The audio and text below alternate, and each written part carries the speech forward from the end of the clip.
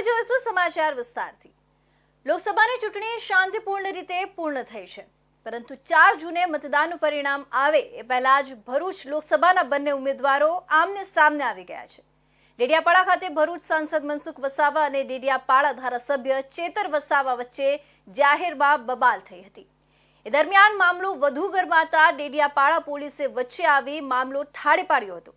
એ બાદ ધારાસભ્ય ચેતર વસાવાએ મોડી રાત્રે ડીવાયએસપી લોકેશ યાદવને મૌખિક અને લેખિત ફરિયાદ કરી હતી અને જણાવ્યું હતું કે અગાઉ ભાજપના ઇશારે મારા પર ખોટા કેસો થયા હતા। હવે આ મામલે ભાજપના ઇશારે જો પોલીસ મારા પર ખોટો કેસ કરશે અથવા એકતરફી કાર્યવાહી કરશે તો અમે રોડ પર ઉતરી જઈશું। લાખોની સંખ્યામાં આદિવાસીઓ ડેડિયાપાડામાં આંદોલન કરશે। ભાજપ સાંસદ મનસુખ વસાવાએ પોતાના સોશિયલ મીડિયામાં એક પોસ્ટ મૂકી હતી, જેમાં જણાવવામાં આવ્યું હતું કે ડેડિયાપાડામાં તાલુકા પંચાયત કચેરીમાં તાલુકા વિકાસ અધિકારી સાથે ધારાસભ્ય ચેતર વસાવા દ્વારા ધાક ધમકી અપાઈ છે।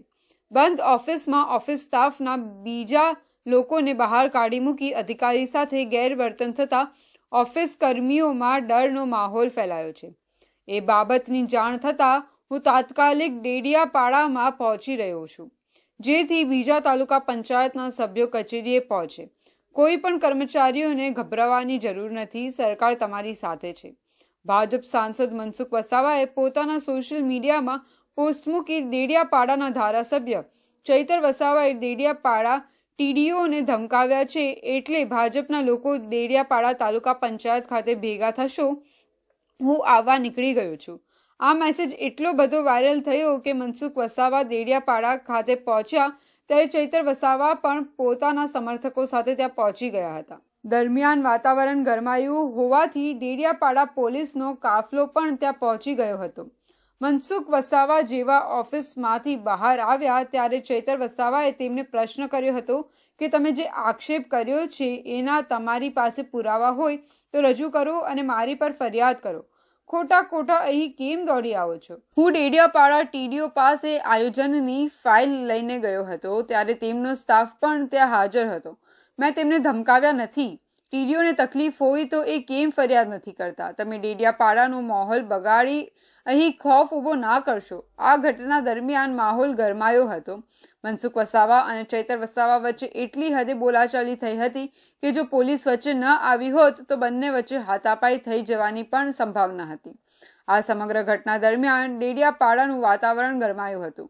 આ બાબતે ધારાસભ્ય દ્વારા મોડી રાત્રે ડીવાયએસપી લોકેશ યાદવને મૌખિક અને લેખિત ફરિયાદ કરવા પહોંચ્યા હતા। ચેતર વસાવાએ જણાવ્યું હતું કે અગાઉ ભાજપના ઇશારે મારા પર ખોટા કેસો થયા હતા। હવે આ મામલે ભાજપના ઇશારે જો પોલીસ મારા પર ખોટો કેસ કરશે અથવા એકતરફી કાર્યવાહી કરશે તો અમે રોડ પર ઉતરી જઈશું। લાખોની સંખ્યામાં આદિવાસીઓ ડેડિયાપાડામાં આંદોલન કરશે અને પછી જે સ્થિતિ પેદા થશે એના જવાબદાર મનસુખ વસાવા રહેશે। જો કોઈ રોફ જમાવવાની વાત કરશે તો અમારે પણ ઘર્ષણમાં ઉતરવું પડશે। પછી ભાજપ સામે હોય કે વહીવટી તંત્ર, અમે ઉતારવા તૈયાર છીએ। સુરત જિલ્લાના બારડોલી ખાતે ટેકનોલોજીના વિદ્યાર્થીઓએ મહત્વનું સંશોધન કર્યું છે। ખુલ્લા બોરમાં પડેલા બાળકોને બહાર કાઢવા યંત્ર બનાવ્યું છે। બાળકો બોરમાં પડી જતા ગુમાવવાની ઘટના પર રોક લાવવાનો પ્રયાસ કરાયો છે। સુરત જિલ્લાના બારડોલી તાલુકાની એક એન્જિનિયરિંગ કોલેજમાં વિદ્યાર્થીઓએ નવતર સંશોધન કર્યું હતું। અભ્યાસની સાથે સાથે વિદ્યાર્થીઓ પોતાનામાં રહેલ કળાને પણ ઉજાગર કરી હતી। તાજેતરમાં દેશ અને રાજ્યમાં વિવિધ જગ્યાએ ખુલ્લા બોરમાં બાળકો પડી જવાની અવારનવાર ઘટનાઓ બનતી રહે છે। મોટે ભાગે બાળકો એ જીવ ગુમાવવાનો વારો આવે છે, જે બાળકોને બચાવવા માટે મોટો ખર્ચ કરવો પડતો હોય છે। સાથે સાથે માનવ સંસાધનોનો પણ ઉપયોગ લેવો પડે છે। આવા કેસમાં મહત્તમ બાળકને બચાવવું મુશ્કેલ બની જતું હોય છે। ત્યારે બારડોલી ખાતેની એક ખાનગી યુનિવર્સિટીમાં મિકેનિકલ બ્રાન્ચના વિદ્યાર્થીઓએ નજીવા ખર્ચે યંત્ર બનાવ્યું છે। આ યંત્ર થકી બાળકોને સહી સલામત બહાર કાઢી શકાશે। બોરમાંથી બચાવવા હજારો રૂપિયા ખર્ચાતા હોય છે, ત્યારે આ વિદ્યાર્થીઓએ એક એવું ડિવાઇસ બનાવ્યું છે કે જે ફક્ત 7 થી 8 હજાર રૂપિયામાં બન્યું છે અને જે 10 કિલો સુધીના વજનના બાળકને સરળતાથી બહાર લાવી શકે છે।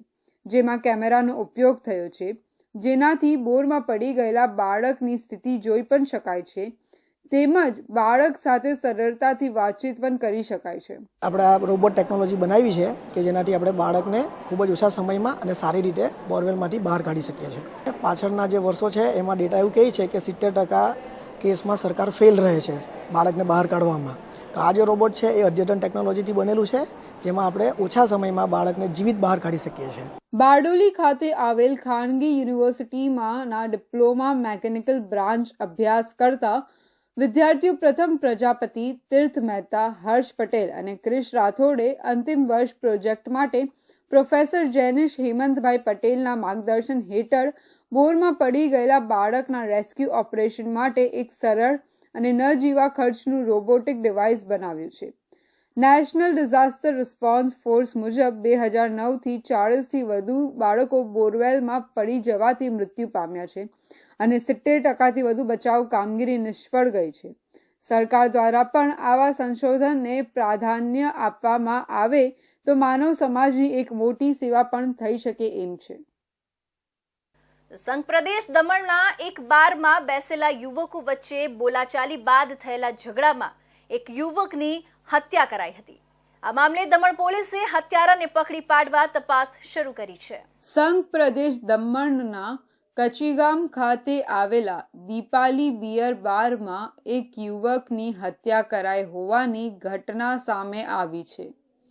આ અંગે મળતી માહિતી અનુસાર દીપાલી બારમાં આજુબાજુના ટેબલો ઉપર યુવકો દારૂ પીવા બેઠા હતા. તે વેળાએ બે ગ્રુપના યુવકો વચ્ચે કોઈ બાબતે બોલાચાલી થઈ હતી. જે બોલાચાલી દરમિયાન મામલો ઉગ્ર બનતા બંને ગ્રુપ વચ્ચે મારામારી થઈ હતી. આ મારામારીમાં એક 25 વર્ષીય યુવકનું મોત નિપજતા ભારે દોડધામ મચી ગઈ હતી. આ અંગેની જાણ પોલીસને થતાં પોલીસે ઘટના સ્થળે પહોંચી લાશનો કબજો લઈ પોસ્ટમોર્ટમ માટે ખસેડી હતી. આ મામલે પોલીસે હત્યાનો ગુનો દાખલ કરી વધુ તપાસ હાથ ધરી છે. વલસાડ જિલ્લાના ઉમરગામ તાલુકા વિકાસ અધિકારી સામે તાલુકાના કેટલાક સરપંચોએ ધારાસભ્ય રમણ પાટકર સમક્ષ રજૂઆત કરી હતી. ઉમરગામ તાલુકા વિકાસ અધિકારી તરીકે ફરજ બજાવતા પઢિયાર જિલ્લા કેટલાક સમયથી સરપંચોને એન કેન પ્રકારે હેરાન પરેશાન કરે છે અને ગેરરીતિ પણ આચરતા હોવાની સરપંચોએ ધારાસભ્ય સમક્ષ રજૂઆત કરી હતી. આથી ઉમરગામ ધારાસભ્ય રમણ પાટકરે પણ સરપંચોની આ રજૂઆતને ધ્યાનમાં લઈ આચારસંહિતા પૂરી થયા બાદ તાલુકા વિકાસ અધિકારી પઢિયારના વિરોધમાં સરકાર સમક્ષ રજૂઆત કરી તેમની બદલી અને તેમના વિરુદ્ધ કાયદેસરની કાર્યવાહી કરવામાં આવે તેવી માંગ પણ કરવામાં આવનાર છે. જો કે અત્યારે આચારસંહિતા ચાલી રહી હોવાથી તેઓ આગળ કઈ કાર્યવાહી નથી કરી રહ્યા, પરંતુ આચારસંહિતા પૂરી થયા બાદ ટીડીઓ વિરુદ્ધ જરૂરી પગલાં ભરવામાં આવે તેવી સરપંચોની અને ખુદ ઉમરગામના ધારાસભ્ય રમણભાઈ પાટકર પણ માંગ કરી રહ્યા છે. છેલ્લા 13 તારીખે ચૂંટણીની જાહેરાત થઈ. એ તારીખથી ચૂંટણી પંચની આચારસંહિતા અમલમાં છે અને એ જૂનની 4 તારીખે રિઝલ્ટ આવ્યા બાદ 2 દિવસ બાદ એટલે કે 5-6 તારીખે આચારસંહિતા પૂર્ણ થશે. અને સાથે સાથે કે તાલુકા વિકાસ અધિકારી આ તાલુકાની અંદર ખૂબ જ મોટા પ્રમાણની અંદર લેતી દેતી કરે છે અને સરપંચો એમાં હકારાત્મક આજે જવાબ એ લોકોએ આપ્યા છે. એવા સંજોગે આજે અમારા સરપંચ સંઘના માન્ય પ્રમુખ શ્રી લાલાભાઈ, અમારા તાલુકા પંચાયત કારોબારી અધ્યક્ષ માન્ય શ્રી મહેશભાઈ આહિર ઉપસ્થિત છે અને આ બધા ઉપસ્થિત છે ત્યારે સ્વાભાવિક રીતે આ સાચી હકીકત જાણવા માટે મેં કોશિશ કરી અને એમાં બધા જ હકારાત્મક છે કે ભાઈ ટીડીઓ બરાબર કામ કરતો નથી, વિવાદિત મુદ્દાઓ ઊભા કરે છે. 157ની કલમ હેઠળ એના બુકો એમને મળેલા અધિકારીઓ બધા છીનવા જાય એ પ્રકારની એક્ટિવિટી છે અને ત્યારે અમે બધાએ નક્કી કર્યું છે કે તાલુકા વિકાસ અધિકારી આ પ્રકારનું જો એક્ટિવિટી કરતા હશે તો આપણે આચારસંહિતા પૂર્ણ થાય ત્યારબાદ 4 તારીખ મુખ્યમંત્રીને મળી અને તાત્કાલિક એનો હવે અહીંયાથી બદલી કરાવીશું કે જેથી તાલુકાની અંદર સારો વિકાસ થાય. આમ રાજ્યના છેવાડે આવેલા ઉમરગામ તાલુકામાં તાલુકા વિકાસ અધિકારી સામે રાખશે આક્ષેપો તથા જિલ્લાનામાં ચકચાર મચી ગઈ છે. વલસાડ જિલ્લામાં શિક્ષણ વિભાગ દ્વારા જિલ્લાના મદ્રેસાઓમાં ચેકિંગ કરવામાં આવ્યું હતું. શિક્ષણ વિભાગની ટીમો જિલ્લાના વિવિધ મદ્રેસાઓમાં પહોંચી હતી, જ્યાં મદ્રેસામાં અભ્યાસ કરતા બાળકોની સંખ્યા, મદ્રેસામાં ઉપલબ્ધ સુવિધાઓ અને મદ્રેસાના અભ્યાસક્રમ સહિતની વિવિધ વિષયો અંગે તપાસ અને પૂછપરછ કરી હતી. વલસાડ જિલ્લામાં જેટલા પણ મદ્રેસાઓ આવેલા છે, આ તમામ મદ્રેસાઓમાં વિદ્યાર્થીઓને કેવો અભ્યાસ કરવામાં આવી રહ્યો છે અને કેવી સુવિધાઓ ઉપલબ્ધ કરવામાં આવી રહી છે, સાથે જ જરૂરી ભૌતિક સુવિધાઓ ઉપલબ્ધ છે કે કેમ તે અંગે પણ તપાસ કરવામાં આવી રહી છે. વલસાડ જિલ્લાની 36 મદ્રેસાઓ છે. એ પૈકીની વલસાડ તાલુકામાં એટલે વલસાડ પ્રોપરમાં 14 છે. અમારે વાપીમાં 10 છે, ઉમરગામમાં 3 છે, પારડીમાં 8 છે અને ધરમપુરમાં 1, એમ કરીને 37 જેટલી મદ્રેસાઓ વલસાડ જિલ્લામાં છે. અમારા શિક્ષણ વિભાગમાંથી ગઈકાલે વીસીના માધ્યમથી અમને સૂચના આપવામાં આવેલી અને અમે અમારી ટીમ બનાવી અને તમામ ટીમના સભ્યો જે તે મદ્રેસામાં જઈ અને એની પ્રાથમિક માહિતી લીધી છે અને એ કંઈક સેન્ટ્રલ ગવર્મેન્ટમાં આ માહિતી આપવાની થતી હોય એટલે તાત્કાલિક ધોરણે અમે આ માહિતી એકત્રીકરણ કરી રહ્યા છીએ. અને મદ્રેસામાં ઇન્ફોર્મલી એજ્યુકેશન આપવામાં આવે છે. ફોર્મલી એજ્યુકેશન આપવા માટેની ખાસ શિક્ષણ વિભાગ વિચારી રહી છે અને અહીંયા જે વલસાડમાં જે અમે સર્વે કર્યો એમાં બહુ જ સરસ રીતે બધાનો સહકાર આપવામાં આવ્યો છે.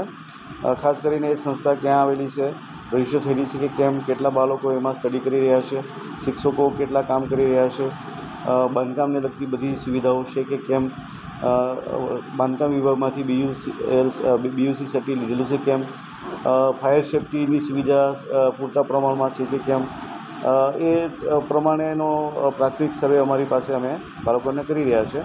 ઉપરાંત એ બાળકો નોર્મલ સ્કૂલમાં જાય છે કે કેમ એ પણ અમે જોઈ રહ્યા છે.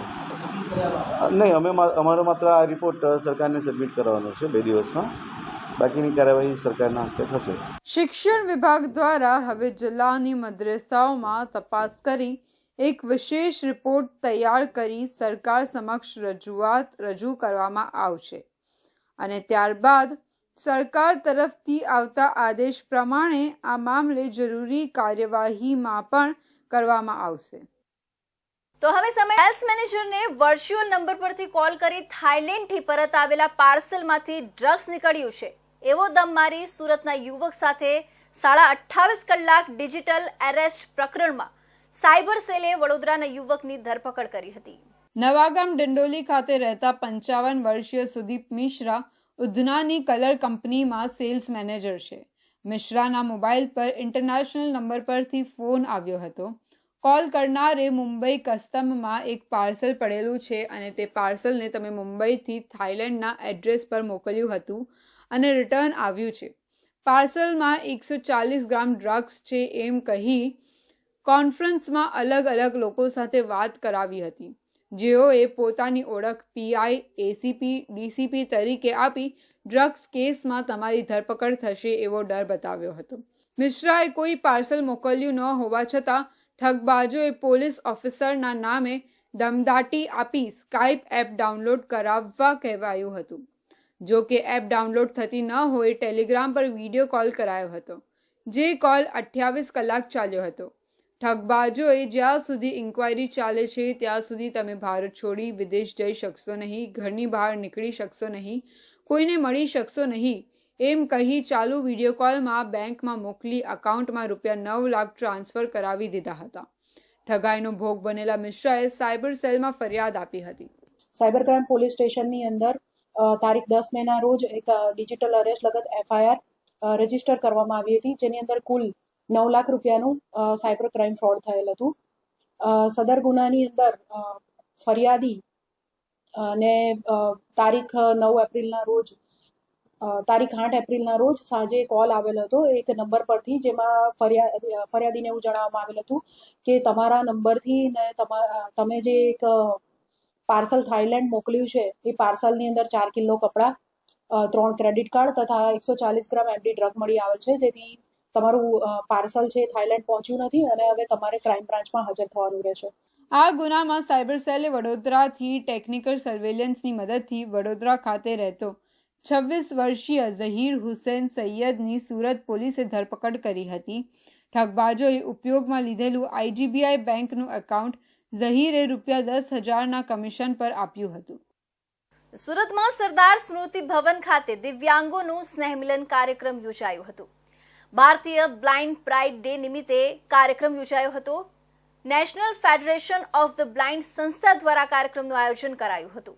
સંસ્થાના નેશનલ જનરલ સેક્રેટરી સંતોષકુમાર રોંગટાના 71મા જન્મદિવસના અવસરે આ કાર્યક્રમ યોજવામાં આવ્યું હતું. સમગ્ર દેશમાંથી દિવ્યાંગો આ કાર્યક્રમમાં ઉપસ્થિત રહ્યા હતા. દિવ્યાંગો દ્વારા અલગ અલગ કૃતિઓ પણ આ કાર્યક્રમમાં રજૂ કરવામાં આવી હતી. દ્રષ્ટિબાધિત લોકોએ પોતાના અધિકારો મેળવવા માટે કરેલા સંઘર્ષ પર લખાયેલા પુસ્તકનું પણ વીર નર્મદ દક્ષિણ ગુજરાત યુનિવર્સિટીના કુલપતિ KN ચાવડા દ્વારા વિમોચન કરાયું હતું. જે લોકો જોઈ નથી શકતા તેમના જીવનમાં કેવા સંઘર્ષ કરવામાં આવે છે, દ્રષ્ટિહીન લોકોએ પોતાના અધિકારો માટે કેવા સંઘર્ષો કર્યા છે તે બાબતે લખાયેલા પુસ્તકનું વિમોચન પણ વીર નર્મદ દક્ષિણ ગુજરાત યુનિવર્સિટીના કુલપતિ ડોક્ટર KN ચાવડા દ્વારા કરવામાં આવ્યું હતું. સુરતના સરદાર સ્મૃતિ ભવન ખાતે યોજાયેલા કાર્યક્રમમાં મોટી સંખ્યામાં દિવ્યાંગ ઉપસ્થિત રહ્યા હતા અને દિવ્યાંગોએ અલગ અલગ કૃતિઓ પણ રજૂ કરી હતી. ये 10 साल से मैं मेहनत कर रही थी कि विकलांग समाज का इतिहास जो है वो समस्त समाज के सामने आना चाहिए. उसके कई कारण हैं. एक तो जो इतिहास हम पढ़ते हैं सामान्यतः उसमें विकलांगों का इतिहास नहीं लिखा जाता, तो लोगों का ध्यान नहीं जाता क्योंकि समाज में ये निगलेक्टेड वर्ग है और इसकी निग्लिजेंसी के कारण हमारा शेष समाज है.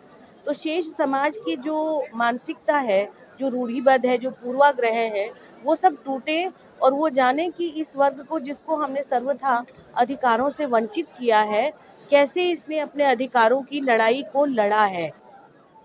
आज का ये जो कार्यक्रम है ये सारा दृष्टिबाधित समाज सम्मान दिवस के रूप में मनाता है, क्योंकि राष्ट्रीय दृष्टिहीन संघ के बैनर के तले मुझे ये सौभाग्य प्राप्त हुआ कि अधिकारों की लड़ाई, अधिकारों को, दृष्टिबाधित और दिव्यांगों के अधिकारों को कानूनी मान्यता और उनके अधिकारों के लिए नीतियां, कार्यक्रमों, सशक्तिकरण के कार्यक्रमों के लिए कार्यक्रम जो सरकार से बनवाए गए, उसके कारण आज जो पहले 40-50 साल पहले जो परिवेश था वो बिल्कुल बदल गया है.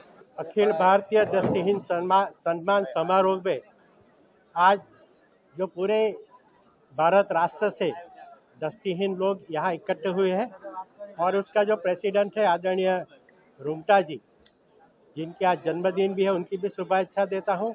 और उसके साथ साथ पूरे दृष्टिहीन परिवार के लिए आदरणीय कुसुमलता मलिक जी ने अपने 10 साल अपनी पूरी मेहनत करके पूरे भारत राष्ट्र में जितने दृष्टिहीन लोग हैं उनकी जो अनुभव गाथा है उनका भी पुस्तक विमोचन किया. उसके लिए भी मैं सबको शुक्रिया कहता हूँ.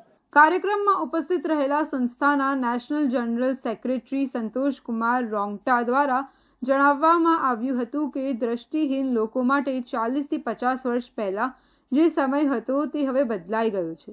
પહેલા દ્રષ્ટિહીન લોકોને સમાજ ઉપર એક બોજ સમજવામાં આવતા હતા, પરંતુ હવે national federation of the blind સંસ્થા દ્વારા જે પ્રયાસો કરવામાં આવ્યા હતા તેના કારણે જે બદલાવ આવ્યો છે તેમાં અમારા જેવા લોકોના અધિકારો માટે કાયદાઓ બન્યા છે. દ્રષ્ટિહીન લોકો એક સમયે લોકો મંદિરની બહાર જોવા મળતા હતા. મંદિરની બહાર તેમનું સ્થાન હતું અને આજે આ કાયદાઓના કારણે IAS જેવા પદો પર પણ લોકો જોવા મળી રહ્યા છે. લાંબા સંઘર્ષનું આ પરિણામ છે અને એટલા માટે જ 17 મેના રોજ દ્રષ્ટિબાધિત સમાજ દ્વારા સન્માન દિવસની ઉજવણી કરવામાં આવે છે. બારડોલીના સ્વરાજ આશ્રમના મેદાન પર આવેલા મેળામાં અચાનક રાઈડ શરૂ કરી દેતા મહિલા અને બાળક ધસડાઈ ગયા હોવાની ઘટના બની હતી. લોકોએ હોબાળો મચાવી મેળાના સંચાલકનો ઉધડો લીધો હતો. હાલ વેકેશન ચાલુ હોવાથી લોકો પોતાના બાળકો સાથે હરવા ફરવા બહાર તેમજ મેળા જેવી જગ્યાઓ પર જઈ રહ્યા છે. મેળાઓમાં સંચાલકોની ગેરરીતિ અનેકવાર સામે આવતી હોય છે. આવી જ એક ઘટના બનવા પામી છે બારડોલીના સ્વરાજ આશ્રમના મેદાન ઉપર આવેલ મેળામાં, જ્યાં એક રાઇડમાં બેસેલા લોકો રાઇડ જલ્દી ચાલુ ન કરાતા રાઇડમાંથી ઉતરી રહ્યા હતા. તે વેળાએ લોકોને ઉતરતા જોઈ રાઇડના ઓપરેટરે ઉતાવળે રાઇડ ચાલુ કરી નાખતા બાળક સાથે ઉતરી રહેલી અને તેનું બાળક બંને ઘસરાઈ પડ્યા હતા, જેથી મહિલાને પગના ભાગે ઇજાઓ થતાં મેળામાં હાજર લોકોએ એકત્ર થઈ મેળાના સંચાલકનો ઉધડો લઈ ભારે હોબાળો મચાવ્યો હતો. ઘટના સ્થળે ઇજાગ્રસ્ત મહિલાએ સંચાલકો વિરુદ્ધ કશું પણ નહીં કરવાનું કહેતા આખરે મામલો થાળે પડ્યો હતો. નાના વરાછા શ્યામધામ સોસાયટીમાં આવેલી કાપડની દુકાનમાં ગ્રાહક બની આવેલી બે મહિલા ચોરોની હરકત સીસીટીવીમાં કેદ થઈ જવા પામી છે. વિડીયો વાયરલ થતા પોલીસે તપાસ શરૂ કરી છે. સુરત શહેરના નાના વરાછા વિસ્તારમાં મહિલા ચોર ટોળકી સક્રિય થઈ છે, જે સમગ્ર ઘટના સીસીટીવીમાં કેદ થઈ ગઈ હતી.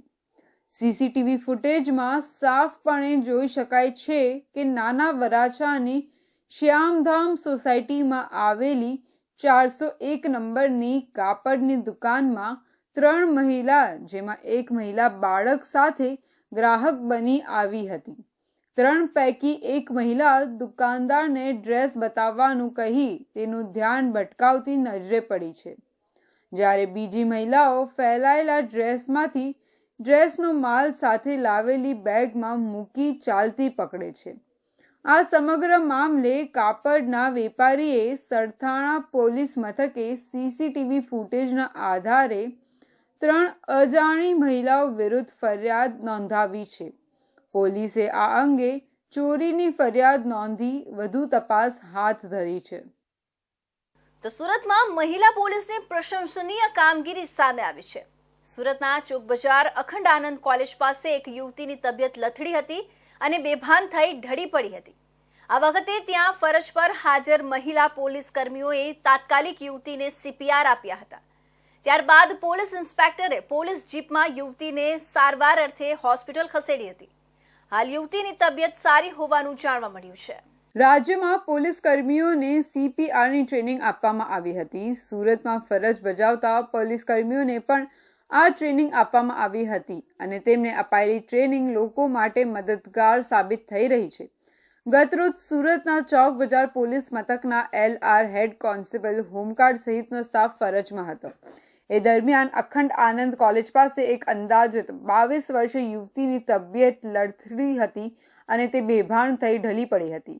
ફરજમાં હાજર હેડ કોન્સ્ટેબલ જાગૃતિબેન કાથડ અને હું તાત્કાલિક ત્યાં પહોંચ્યા હતા અને યુવતીને માઉથ બ્રીથિંગ અને CPR આપ્યા હતા. એટલી જ વારમાં ચોક બજાર PI VV વાગડિયા પણ ત્યાં રાઉન્ડ પર નીકળ્યા હતા અને તેમને એમ્બ્યુલન્સની રાહ જોયા વિના જ તાત્કાલિક પોલીસ કર્મીઓની સાથે યુવતીને તાત્કાલિક પોલીસ જીપમાં પોલીસ કર્મીઓ સાથે નજીકની હોસ્પિટલ ખસેડી હતી અને તેના ભાઈને જાણ કરી હતી. હાલ યુવતીની તબિયત સારી છે. ઓલપાડ તાલુકાના છેવાડાના કાંઠા વિસ્તારના દરિયા કિનારે આવેલા બરબોધન ગામે આવેલા નવી કોલોનીમાં એક દીપડો રાત્રિના સમયે આંટા ફેરા મારતો હોવાનું નજીકમાં લગાવેલા CCTV કેમેરામાં કેદ થવા પામ્યો હતો. વન વિભાગને જાણ કરાતા 2 પાંજરા ગોઠવી પકડવા માટેની તજવીજ હાથ ધરવામાં આવી હતી. જંગલના વન્યજીવો પણ હવે ગ્રામ્ય વિસ્તારમાં દેખાઈ રહ્યા છે, જ્યારે સુરત જિલ્લાના માંગરોળ, માંડવી, ઉમરપાડા જેવા વિસ્તારમાં દીપડો દેખાવું એક સામાન્ય બાબત છે. પરંતુ હવે ઓલપાડ તાલુકાના ગામડાઓમાં અવારનવાર અગાઉ દેખાયા બાદ છેલ્લા 5 દિવસથી ઓલપાડ તાલુકાના છેવાડાના કાંઠા વિસ્તારમાં લોકો રાત્રે બહાર નીકળવું એક ભયનો માહોલ ઊભો થયો છે. કારણ કે ઓલપાડ તાલુકાના છેવાડા કાંઠા વિસ્તારના દરિયા કિનારે આવેલ બરબોધન તેના ગામની સીમમાં આવેલ નવી કોલોની નજીક રાત્રિના સમયે દીપડો આટા ફેરા મારતો હોવાનું નવી કોલોની નજીક લગાવેલ CCTV કેમેરામાં કેદ થયા હતા અને આ વિડીયો જોતા ગામજનો દ્વારા ઓલપાડ તાલુકાના વન વિભાગના અધિકારીઓને સમગ્ર ઘટના વિશે જાણ કરવામાં આવી હતી. વન વિભાગના અધિકારીઓ દ્વારા જે જગ્યાએ દીપડો દેખાયો હતો તે જગ્યાના સીસીટીવી ફૂટેજનું નિરીક્ષણ કરી તાત્કાલિક 2 પાંજરા ગોઠવી દીપડાને પકડવા માટે તજવીજ હાથ ધરવામાં આવી હતી. હાલમાં અહીં સીસીટીવીમાં દીપડો દેખાયો અને 3-4 દિવસથી એવી ચર્ચા છે કે દીપડો આપણા ગામમાં આવ્યો છે, બ્રહ્મપુરન ગામમાં, જે રામાની પ્રિમાઇસીસ કોલોની પાછળ સીસીટીવીમાં આવ્યો છે. અને વન વિભાગને જાણ થતાં એ લોકોએ 2 પિંજરા અત્યારે હાલમાં મૂક્યા છે, એને પકડવાની કામગીરી ચાલે છે. પણ દીપડો હવે ટ્રાઇબલ વિસ્તારમાંથી આ શહેર તરફ આવ્યો છે ખોરાકની શોધમાં, એને આપણે ચિંતાજનક બાબત છે. અને હાલ વન વિભાગ દ્વારા દીપડો વહેલી તકે સુરક્ષિત પકડાય અને जंगल में छोड़वामां आवे एवी हमारी मांग है। 10 मई को लेपर्ड की मूवमेंट रामा पेपर मिल के सीसीटीवी कैमरा में दिखाई थी। 10 तारीख को रात का मूवमेंट था, तो अगले दिन फॉरेस्ट टीम वहाँ पे पहुंची, पंजों के निशान की ट्रैकिंग की, तो पता लगा कि यहाँ पे लेपर्ड का मूवमेंट रहा है।